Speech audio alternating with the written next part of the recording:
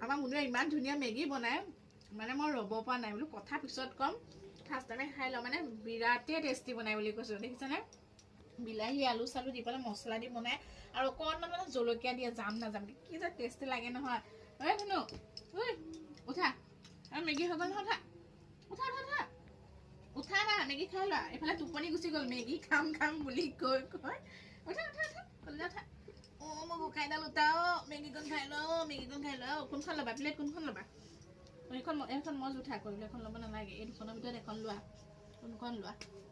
এখন বা এখন তোমাৰ এখন মোৰ হ'ব কোনখন ল'বা এখন খাবা জুখি আছে দগা পেলাখন আনি দিওঁ নেকি